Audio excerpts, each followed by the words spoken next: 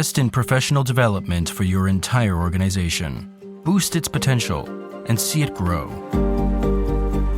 Choose Docebo, the world's most powerful platform for corporate learning.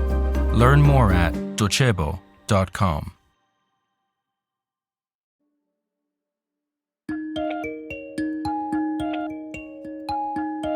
Paris changes, but nothing has changed in my melancholy.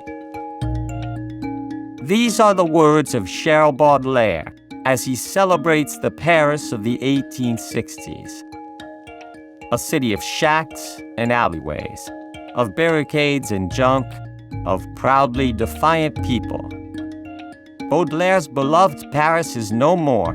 Napoleon III knocked it down and had it rebuilt in the name of urban planning and public order. Cities change suddenly, and they forget their past just as quickly. Slums are redeveloped, neighborhoods are renovated. City centers change as well. Residents leave, and their buildings are fixed up to welcome the needs of fast tourism. All the meanwhile, capital pulls the strings. The internet has been the main force in changing the face of cities in the last few years.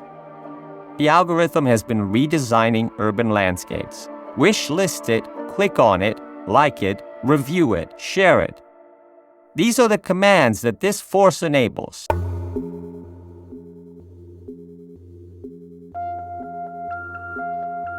A product of the season of zero interest rates, of the recent past, in which the central banks had an enormous amount of liquidity with which to seek out new investments.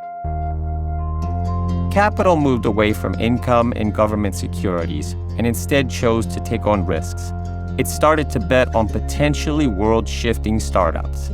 It put its faith in technological innovation and hunted down the next big thing, scoping out the latest discoveries.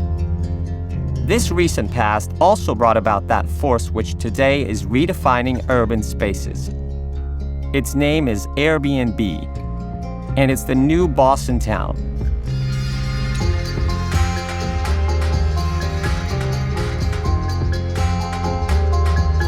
I am Guido Brera, and you're listening to Black Box, The Hidden Side of Finance, a podcast by Cora Media, sponsored by Docebo.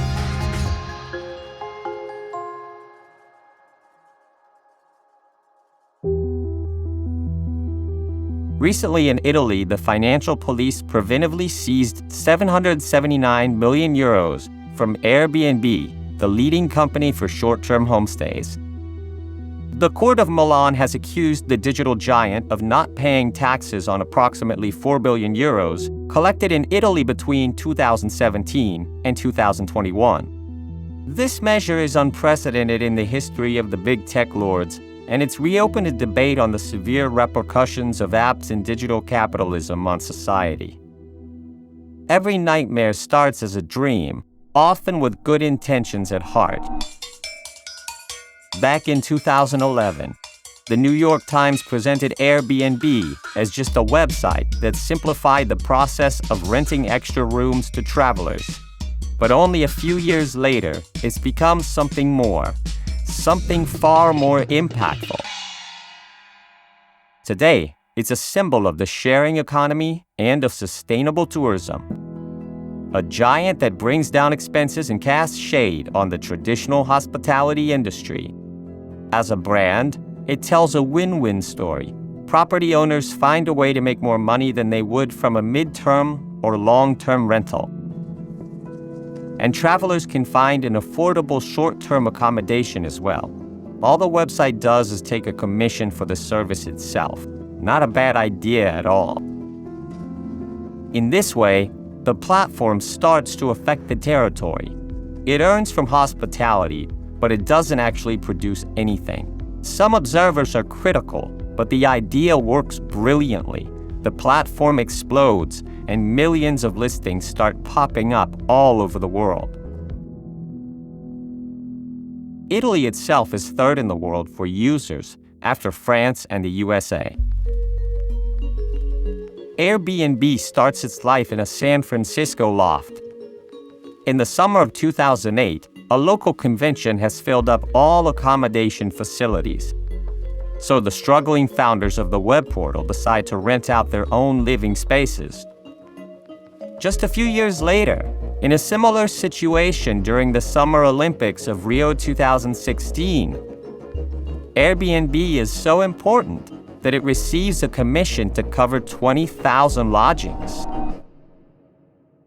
But that same summer, in native San Francisco, posters start appearing in historic Chinatown with the pictures, names, and surnames of 12 local Airbnb renters.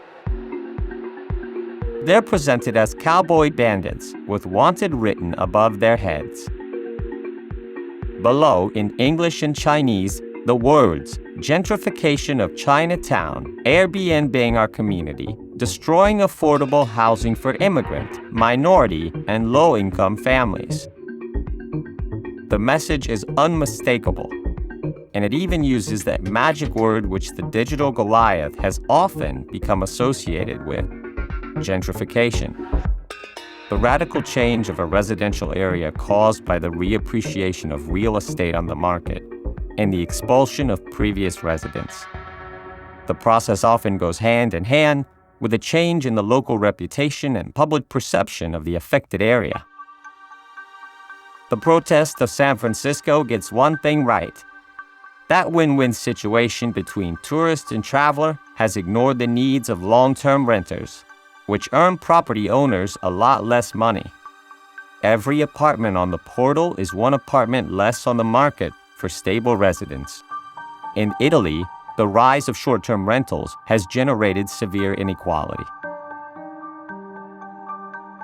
Airbnb has also exacerbated the housing crisis in Los Angeles and the boom in rental costs in Berlin. Talking about Berlin, the Californian colossus stated back in 2016 that it didn't control enough apartments in the German capital to influence the market in any way. After conquering the city centers, Airbnb set its eye on the suburbs, and not only. Lately, it started to target smaller towns as well. The Titan has come to an agreement with local associations and the owners of historical residences to invest in restoring real estate of artistic and cultural value, and of course, to open them up to the hospitality sector. The idea is to transform these small, deserted towns into tourist attractions thanks to beautiful refurbishments, themed initiatives, branding, and local products. It would certainly seem preferable to the pitiful state of some of these places right now. After all, corporations love to curate a clean image and to write their own story as a caring, noble, and even progressive organization.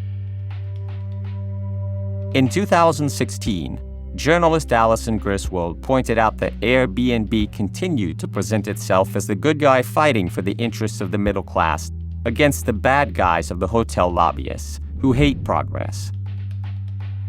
But this type of storytelling is starting to crumble.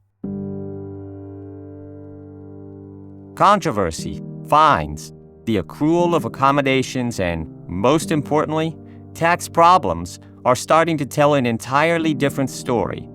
Obviously, you don't have to be wealthy to list your property, but in the case that you're renting out a room in your own apartment, you're still giving up on something that we might call livability. Maybe you enjoy the company of people from around the world, but maybe not. You just need the money.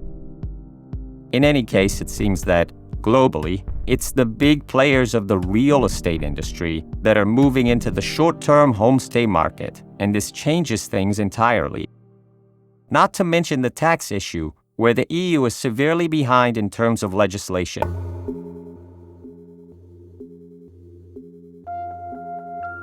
However, the recent decision of the Court of Milan proves that the wind is about to change, and big tech is at the center of a crisis of legitimacy, where it'll be hard for it to continue playing the part of the good guy. After all, since 2017, Airbnb has reached some amazing results, controlling more lodgings than the 5 largest hotel chains put together. Meanwhile, the city of San Francisco, where it all began, has become the city with the most expensive real estate in the USA. A symbol of what some are calling the Californian nightmare. A warning of things to come, where hordes of homeless roam agonizingly, having lost everything, even their own wage, while an elite of billionaires rises above. Black Box is a Cora News podcast, produced by Cora Media and sponsored by Docebo. Written by Guido Brera with I Diavoli. Editorial supervision by Francesca Milano. Intro and sound design by Luca Micheli. Editing and post-production by Luca Micheli and Mattia Liciotti. Production organization by Alex Peverengo.